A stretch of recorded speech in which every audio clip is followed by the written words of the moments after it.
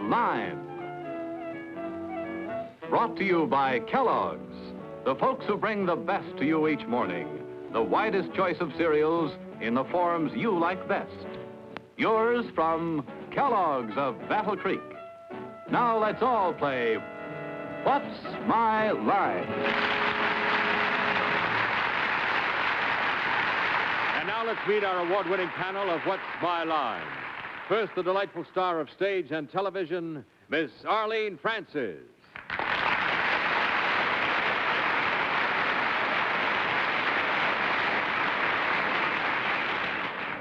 And now I'd like you to meet the television joy of two continents, Alan King.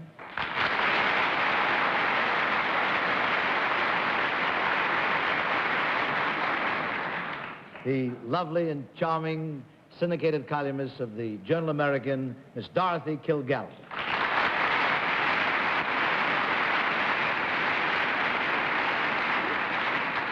And I would like you to meet, it's no surprise, the eminent publisher, in fact, my publisher, Mr. Bennett, Cerf.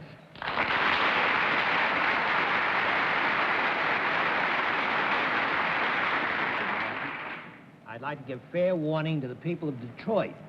John Charles Daly is on his way out there to run the Veterans of Foreign Wars Convention, so watch your step. We're stuck with him for the next half hour. Here he is, John Daly.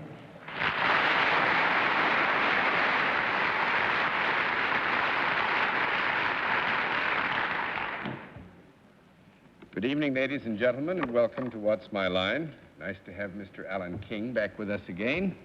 I have such pleasant memories of your earlier visits. We hope you had pleasant memories of your earlier visit, too.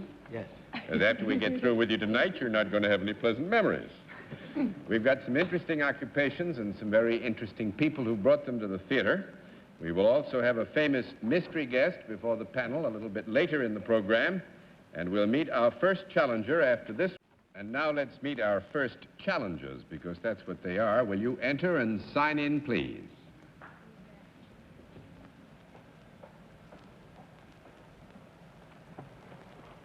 Robert M. White.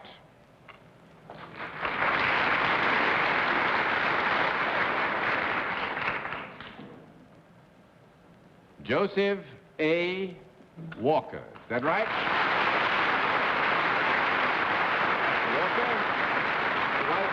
Where are you from, Mr. Walker? Originally from Washington, Pennsylvania. Washington, Pennsylvania. Mr. White, where are you from? Originally from New York City. Originally from New York City. Well, actually, you're both practically neighbors of the panel, but may I present the panel? And then will you join me over here? Do you both know how we keep score on What's My Line?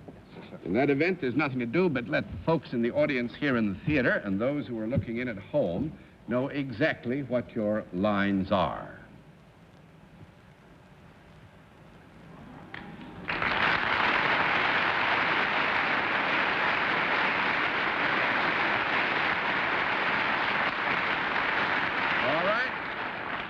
Panel, we will tell you that the Messrs. Walker and White are salaried, that they deal in a service, and we'll begin with Bennett, sir. Messrs. White and Walker, there's something about you that would strike me that you're connected with either some kind of military or scientific work. Is that correct? Yes, partly. Do you work for the United States government? Yes. Do you wear uniforms? No. Yes. Bennett, I don't know what to do now. I guess. Well, I get 50%. You get 50%, and I think the question was perspicacious, so we'll give you 51% and you keep going. Have you, gentlemen, in various ways, got something to do with one of the great things that's been being accomplished by the United States government in recent weeks? I would say so, yes. Would it possibly be that balloon that's gone up higher than anybody else has done? You mean the Echo satellite? No, not the Echo satellite. The man who went up higher than any man has ever been before. You mean in the balloon? In a plane, and then dropped and didn't open his parachute for miles. No. No. I tried to trap you then, Bennett. I didn't need to. You trapped yourself. That's 1 down and 9 to go, Miss Francis.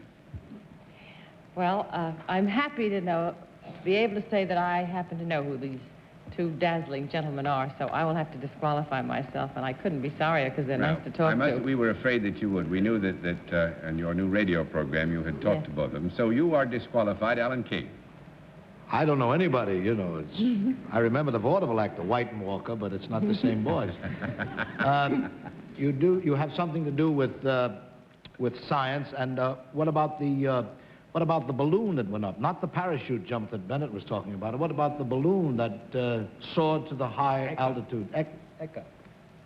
Echo was no, not Echo. No, Echo was a satellite, isn't it? Echo That's the was one. up there. That's the one that's there now. What about the one that went up and came? You're not the veterinarians for the Russian dogs, are you?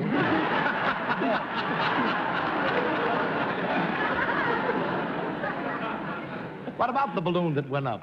Do you have anything to do with the balloon that went up? That just went up. No, well, but it's a good try. That's 2 down and 8 to go, Dorothy Kilgallen. Well, Mr. White and Mr. Walker, do you have anything to do with altitudes that would be likely to be higher than any at which any of us would have flown? Yes. Do you have anything to do with, I don't care what John says to mislead Bennett, do you have anything to do with Echo 1? No. 3 down and 7 to go, Mr. Cerf. He was being honest.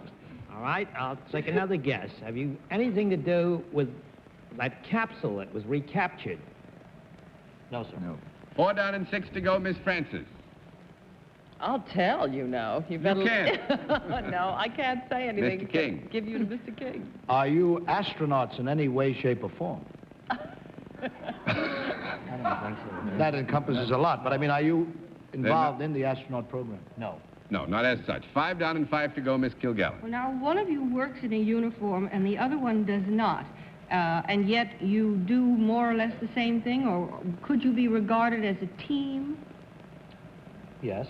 Right. Yes, but in a very general sense, in that they work in the same area, but on not necessarily specialists in the same particular discipline of the area in which they work. Is one of you, when you are performing your services, is one at a different altitude than the other? Sometimes I would say this, that to be most effective at their respective specialties, we would have to say one was at a different altitude than the other, yes. Is one in any sort of an airborne craft? Yes. Is the other not? No. No, the other is not in an airborne craft. 6 down and 4 to go, You Mr. must Cerf. be the team that releases one plane from the bottom of the other, which then goes faster than any plane in history. Isn't that, I think it's the Are we X the something team or that other. releases another airplane? No, we are not. I'm not No, explaining actually, myself very well. but, I will say this, that Bennett, I think, has got it, Major. One is He said a underneath part of the other team. plane and is Well, we're going to detached from flip it, all and the that- cards because Bennett's opened the door. It is the X-15. The X-15. And Bennett did mention the fact that one of our guests is indeed the pilot who took the X-15 at a speed faster than any other man has ever gone in an airborne craft. And our other guest is the man who took it up 136,500 feet, nearly 26 miles up into the sky. These are, in effect, the X-15 test pilots. One for altitude, one for speed.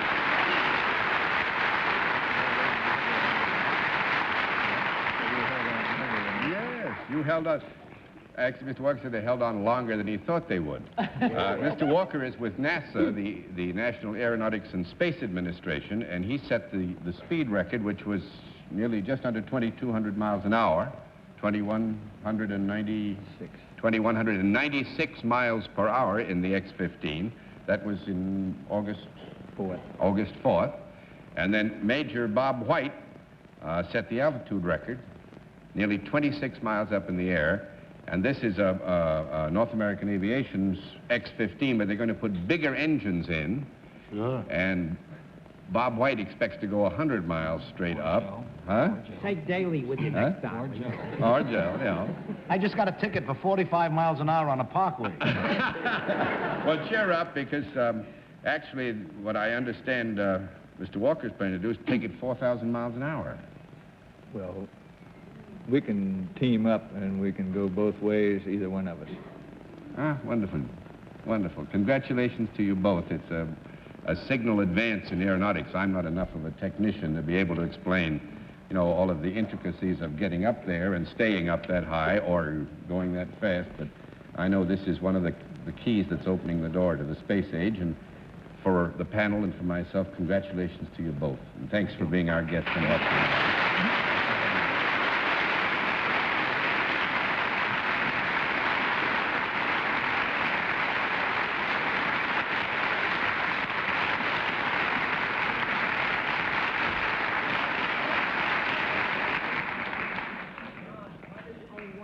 Uniform.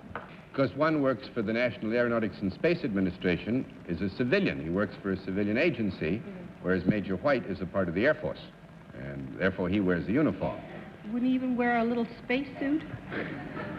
I reckon he wears a trick suit. I haven't seen it. I know one of our staff in our news department has been out and worked with him, and he says that, you know, you feel that you're about to have the man say, "Take me to your leader," when you see either Mr. Walker or Major White dressed.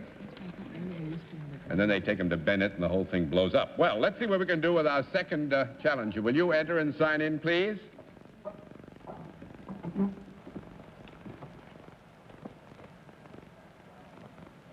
Patricia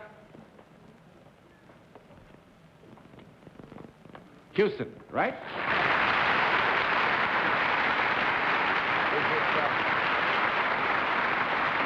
Is it Miss or Mrs. Houston? Miss. Miss Houston, where are you Right. from, Miss Houston? Worcester, Massachusetts. Worcester, Massachusetts. That's right. The home of Holy Cross College. That's right. Shows you I get around a bit, don't I? And Clark. And Clark, yes, Clark College. May I present our panel, Miss Houston? Will you join me over here? Do you know how we keep score? Yes, I do. In that event, we will let the audience in the theater and the folks at home know exactly what your line is.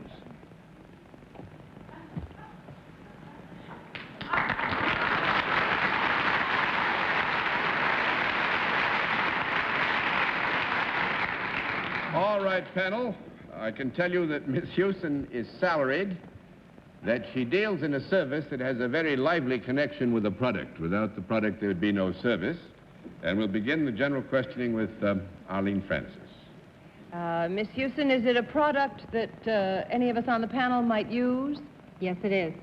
Is a product that would be used indoors? Yes. Could be used outdoors, though, too, I think. Is it a product that is ever on the person?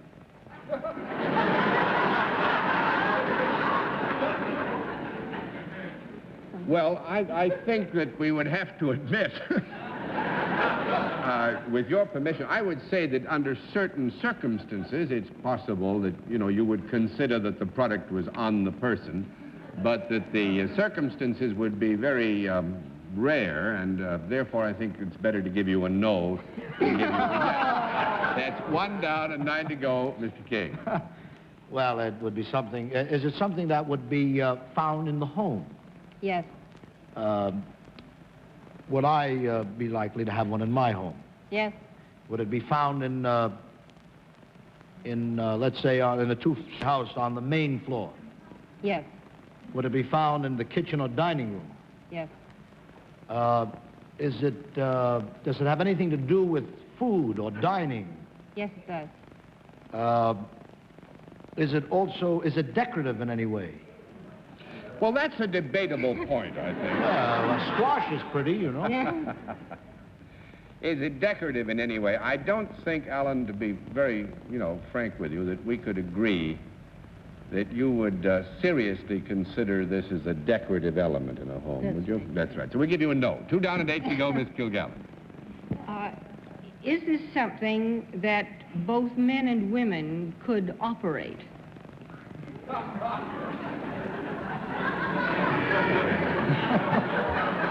Well, I think we could say both men and women could operate this, yeah. Yes. Why did I get such a funny look? All will come clear later, Dorothy. Would it be more likely for a woman to have to do with this particular product than a man? Yes, I think so. Well, now, wait a minute here. Wait a minute here. Small conference.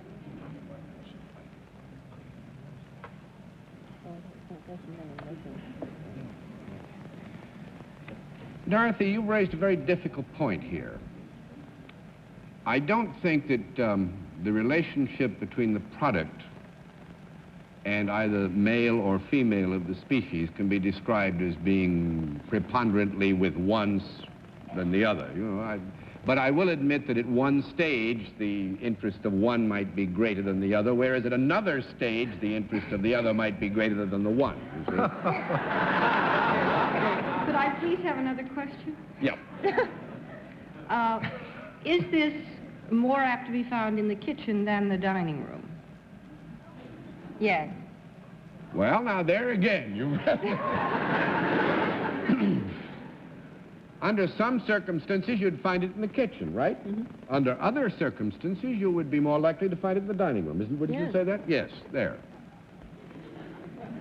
Well, is this something that could be eaten or drunk? Yes. Is it something that could be eaten? Yes. Would it be kept in the refrigerator before being prepared for the dining room? Yes. Is it smaller than a bread box? Sometimes. No, I can't answer that. Well, actually, there's some are bigger than bread boxes, and some are not as big as bread boxes. Is this in the meat family? In the meat family? Mm-hmm. No. That's 3 down and 7 to go, Mr. Cerf. Miss Houston, has this product ever been alive?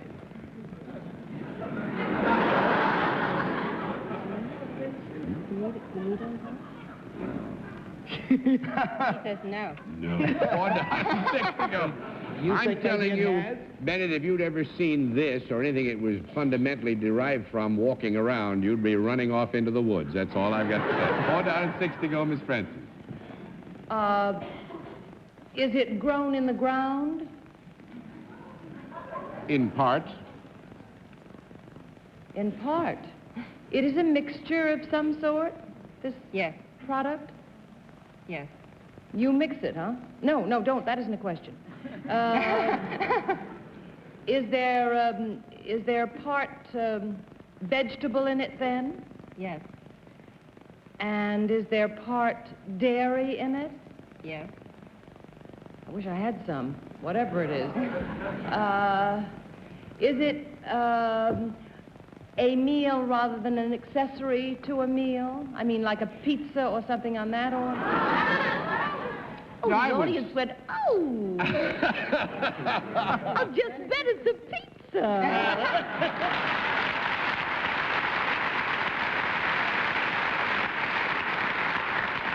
Now, wait a minute, Arlene. You've still got to tell us what Miss Houston has to do with pizza.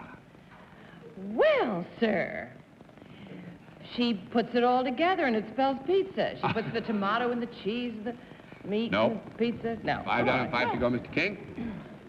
Do you have anything to do with frozen pizzas? Yeah. Yes. Do you package and sell or manufacture? Or measure. Anything else? Well, you've covered a lot of ground. That's 6 down and 4 to go, Miss Kilgallen. Well, do you make frozen pizzas? No, she doesn't make them. She may be part of the process by which they go from maker to public. At 7 down and 3 to go, Mr. You Cerf. test them. You look like a healthy Right!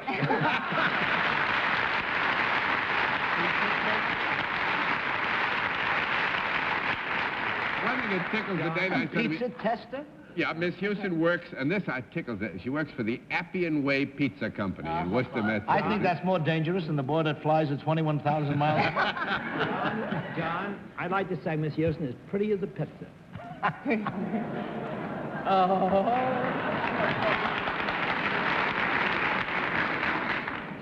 I feel that there's nothing I can do now, Miss Houston, but tender the deepest apologies of the entire staff.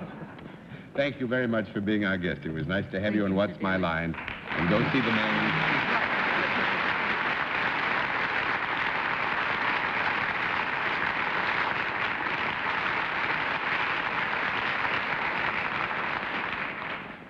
And now we'll meet tonight's mystery guest in just a moment, but first, here is a word from our sponsor. And now we come to the special feature of our program, the appearance of our mystery celebrity. And this is a part of the program in which, as I'm sure you all have learned over the years, my friends on the panel blindfold themselves. Are the blindfolds all in place, panel? Mm-hmm. Yes, they are. Good. Will you come in, mystery celebrity, and sign in, please?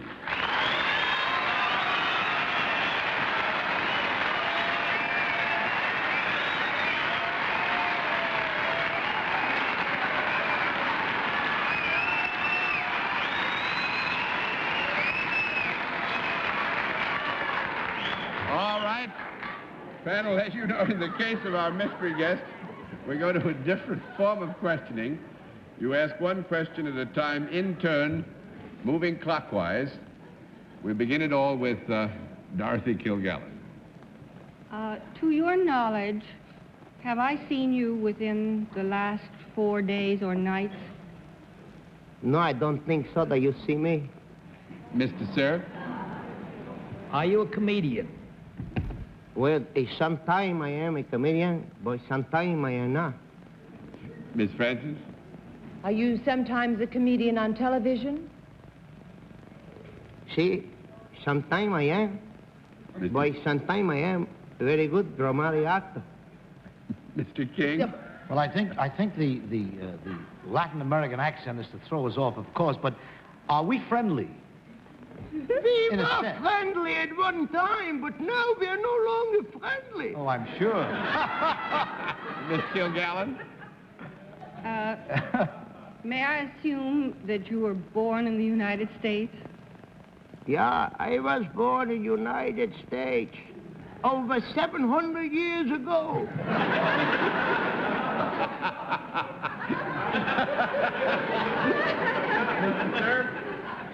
Are you or have you ever been the star of your own television show?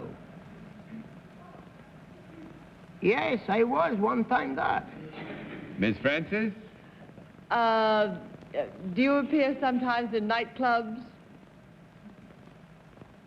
Sometimes I appear in nightclubs. Mr. King? Oh, I'm sure I know who it is. Well, say it. Say it. Buddy Hackett?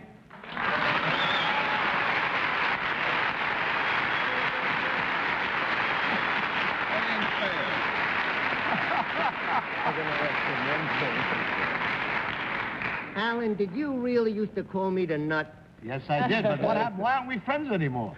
Because I knew you were going to guess me, you rat.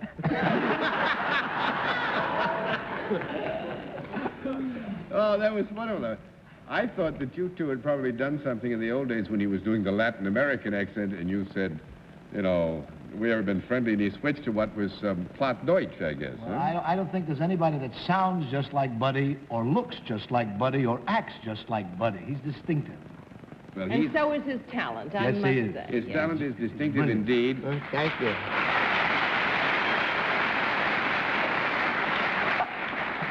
And I must say, Buddy, you have recently, I know, because I've read about it and had a chance to hear a bit of it, been working with an old friend of mine, Arthur Godfrey. And I understand the way that you and Arthur got together was that you called up Arthur and said, I want to work on your program. Yes, I said I would like to come on and learn his technique. And then when I got there, I found I didn't have any. He just talks, you know. So. And I just sat with him, and I'm going to start with him again on Tuesday. And I guess he'll know it now that I said it just now. He don't know. That is, it's true. Yes, Dorothy. I think that our audience, which can't see us in color, should know that Buddy is wearing a yellow tie in honor of that yellow polka dot bikini that he's made a record of. Oh, thank you very much.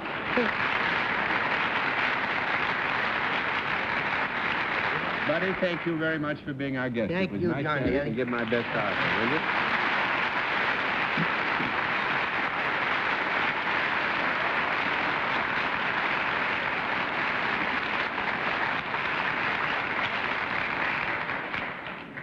We'll be back after this alternate word, or rather this word from our alternate sponsor.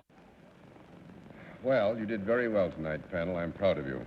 And on that happy note, good night, Miss Arlene Francis. Good night, Mr. John Charles Daly. And good night, Alan. It's lovely to have you with us again. Thank you very much. And tomorrow I hear you have a date with Rock Hudson on your radio show. I do.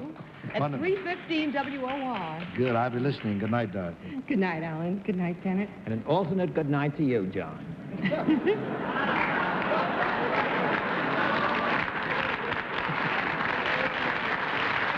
night, ladies and gentlemen.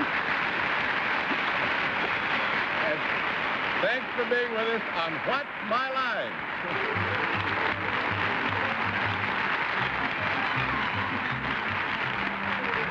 What's My Line is a CBS television network production in association with Mark Goodson and Bill Todman. Al Sim speaking.